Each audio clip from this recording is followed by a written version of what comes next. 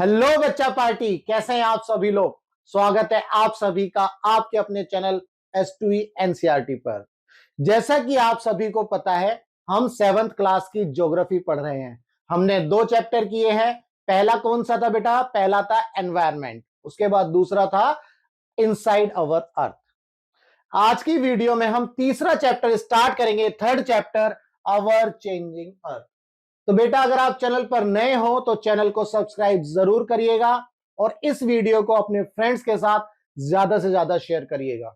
तो चलिए स्टार्ट करते हैं अवर चेंजिंग अर्थ।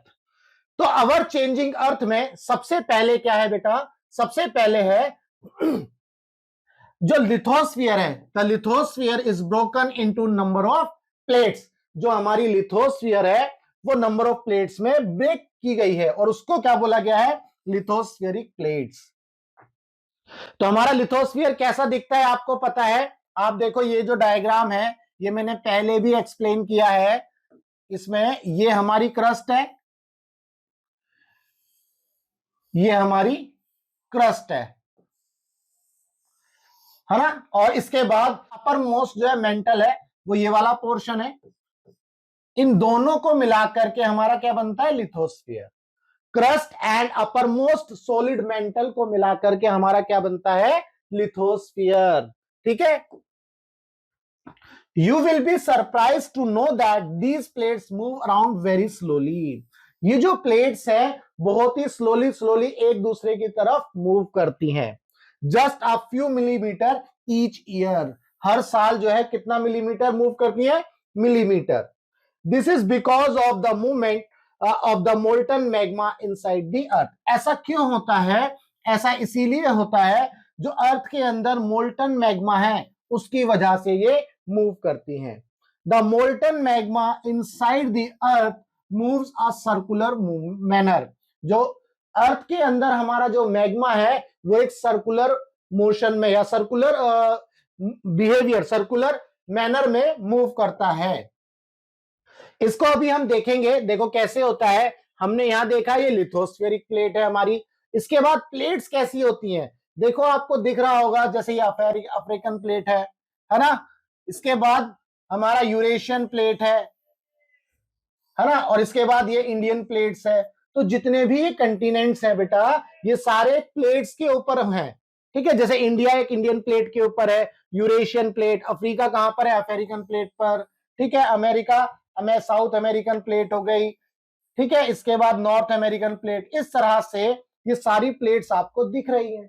ये सारी प्लेट्स क्या होती हैं? आपस में एक दूसरे के नजदीक आती हैं, मूव करती हैं। ये सारी प्लेट्स एक दूसरे से टकराती हैं तभी तो ये जो है आपका जो अर्थक्वेक आता है, ये सारी चीजें हम पढ़ेंगे। तो ये सारी जो प्लेट्स हैं हर साल कुछ मिलीमीटर मूव करती हैं और जब ये मूव करती हैं तो एक दूसरे के साथ टकराती हैं।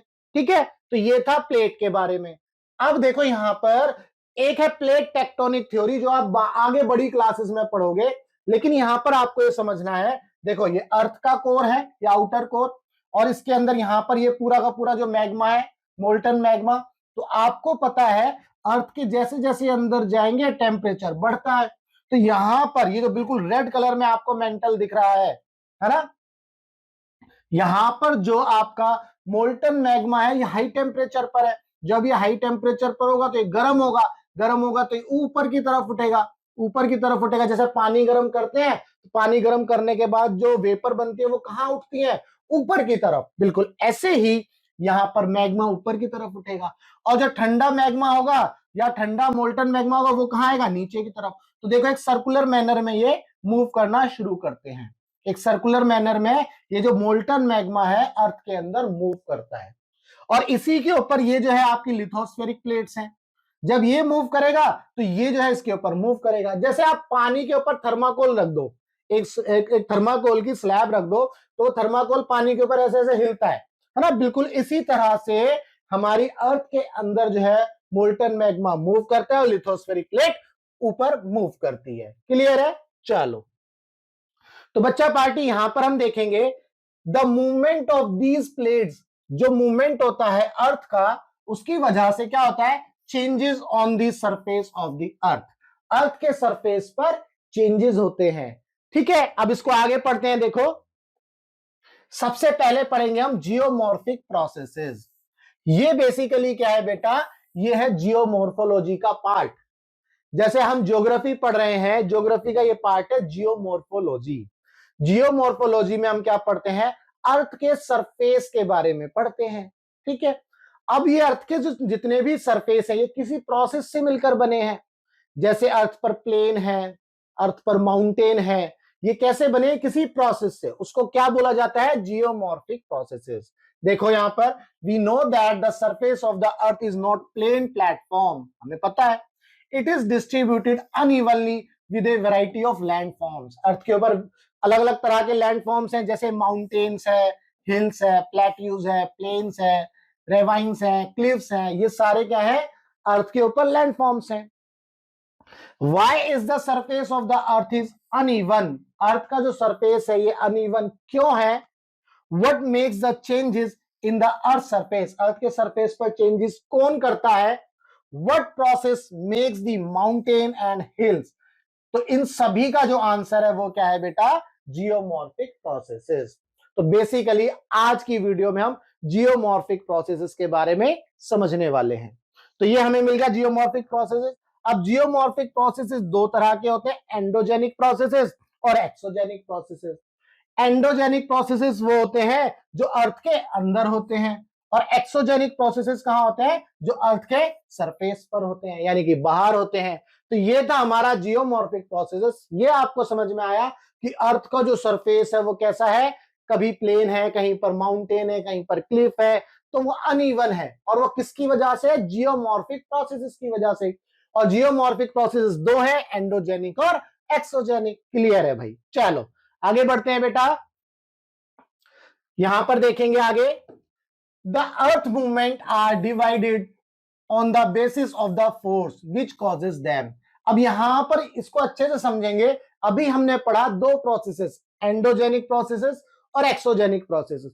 अब इन प्रोसेस को करने के लिए कोई ना कोई एनर्जी चाहिए। भाई आपको काम करना है, आप काम करते हो तो क्या करते हो, आप खाना खाते हो, आपको एनर्जी मिलती है, तभी तो आप काम कर पाते हो। अगर आपको मम्मी पापा खाना नहीं देंगे तो क्या आप काम कर पाओगे, आप स्कूल भी नहीं जा पाओगे, है ना, वीक हो जाओगे, कमजोर महसूस करोगे। ऐसे ही अर्थ के अंदर, ये जितने भी अर्थ के अंदर और बाहर ये जो दोनों प्रोसेसेस होंगे, ये किसी फोर्स से होंगे, किसी एनर्जी से होंगे। इनको एनर्जी कहां से मिलेगी वो हम जो है पढ़ेंगे, लेकिन यहां पर आपको यह समझना है कि अगर जो एनर्जी है या फोर्स है अर्थ के अंदर होता है तो वह एंडोजेनिक फोर्स होगा। एक्सोजेनिक फोर्स कहां होगा, अर्थ के बाहर। देखो, the forces which acts in the interior of the earth are called the endogenic force. अगर इंटीरियर ऑफ द अर्थ के इंटीरियर ऑफ द अर्थ में जो है फोर्सेस होंगे तो एंडोजेनिक फोर्स, और the forces that works on the surface of the earth are called the exogenic force. Clear है? चलो, तो यहां पर अब हमने देखा जियोमॉर्फिक प्रोसेसेस, और जियोमॉर्फिक प्रोसेसेस दो थे, एंडोजेनिक और एक्सोजेनिक। एंडोजेनिक के लिए एंडोजेनिक फोर्स, एक्सोजेनिक के लिए एक्सोजेनिक फोर्स। क्लियर है? चलो, इसके बाद अब हम इस एंडोजेनिक फोर्स का क्लासिफिकेशन देखते हैं। देखो, ये जो फोर्स है दो तरह से लगेगा। एक तो सडन फोर्स होगा, बहुत तेजी से अचानक। एक होगा डायस्ट्रोफिक फोर्स, यानी कि स्लोली स्लोली मूव करेगा, स्लोली स्लोली एक दूसरे के ऊपर फोर्स लाए आएंगे। और एक होगा सडन फोर्स, सडन एकदम अचानक ऐसे टकराएंगे। ठीक है, और डायस्ट्रोफिक में स्लो मूवमेंट। तो सडन फोर्सेस की वजह से कौन कौन से प्रोसेस होंगे, अर्थक्वेक, वोल्केनोज, लैंडस्लाइड। ठीक है, ये आपने देखा है, अर्थक्वेक आता है, भूकंप आता है, वोल्केनोज आपने देखा है, ज्वालामुखी कैसे फटता है। डायस्ट्रोफिक फोर्सेस में क्या होता है, बिल्डिंग माउंटेन्स। माउंटेन्स कैसे बिल्ड होते हैं, एंडोजेनिक फोर्सेस में से होते हैं, और वो कौन सी उनको किस कैटेगरी में रखा है, डायस्ट्रोफिक फोर्सेस में। एक्सोजेनिक फोर्सेस क्या होते हैं बेटा, एक्सोजेनिक फोर्सेस जो इरोजनल एंड डिपोजिशनल, जैसे कि कोई बड़ी चट्टान है वो इरोड हो रही है ना, इरोड का मतलब उसके ऊपर से मटेरियल निकल रहा है। ठीक है, यानी कि उसको छीलना एक तरह से, तो वो इरोड हो रहा है। तो इरोजन के लिए कौन कौन से फोर्सेस है, कौन एक्ट करता है, रिवर है, विंड है, सी वेव है, ग्लेशियर्स है। भाई रिवर और विंड आपने पढ़ा हुआ है, सी वेव भी आपने पढ़ा है ना। ग्लेशियर देखो कैसे होते हैं, लैंडस्लाइड्स कैसे होते हैं। देखो, लैंडस्लाइड्स ऐसे होते हैं, कहीं पर जो है न्यूज आई थी और जो है जमीन जो है खिसक गई, लैंड्स क्या हो गई, स्लाइड्स हो गई, ठीक है। ये कहां पर था, ये हमारा इसका पोर्शन है, सडन फोर्सेस में लैंडस्लाइड, ठीक है। इसके बाद ग्लेशियर, ग्लेशियर क्या है, एक्सोजेनिक फोर्सेस में अगर हम ग्लेशियर देखें तो ये है भाई ग्लेशियर्स, ठीक है। ये देखो ये भी लैंड फॉर्म है अर्थ के ऊपर। तो बच्चा ये था सारा का सारा जो है हमारा अर्थ के ऊपर जो स्ट्रक्चर है वो किस तरह का है, कहीं पर रिवर है, कहीं पर प्लेन्स है, कहीं पर माउंटेन्स है। तो अर्थ के ऊपर ये सारे जो स्ट्रक्चर बने हम किस में पढ़ते हैं, जियोमॉर्फोलॉजी के अंदर। तो ये जियोमॉर्फोलॉजी का पार्ट है, ठीक है। यहां पर देखो कुछ थोड़ा सा लिखा हुआ है, endogenic forces sometime produce sudden movement and the other times produce slow movement, ठीक है। अगर सडन होगा तो अर्थक्वेक और वोल्केनोज आएंगे, अगर स्लो होगा तो माउंटेन का फॉर्मेशन होगा, ठीक है। तो बच्चा पार्टी ये था आज की वीडियो में पूरा का पूरा जियोमॉर्फिक प्रोसेसेस के बारे में। तो हमारे पास क्या था, जियोमॉर्फिक प्रोसेसेस दो होते हैं, एंडोजेनिक प्रोसेस, एक्सोजेनिक प्रोसेस। और एंडोजेनिक प्रोसेस कौन से फोर्सेस से आएगा, एंडोजेनिक फोर्सेस से। एक्सोजेनिक प्रोसेस किसकी वजह से होगा, एक्सोजेनिक फोर्सेस की वजह से। अब इनको ये एनर्जी कहां से मिलेगी, कहां से चेंजेस आएंगे, ये सारी चीजें हमने देख ली है, क्लियर है। तो ये था आज की वीडियो में बेटा सारा का सारा जियोमॉर्फिक प्रोसेसेस के बारे में। अब हम जो है नेक्स्ट वीडियो में वोल्केनोज और अर्थक्वेक पढ़ेंगे। नेक्स्ट वीडियो में हम जो है ये दोनों टॉपिक अच्छे से कवर करने की कोशिश करेंगे।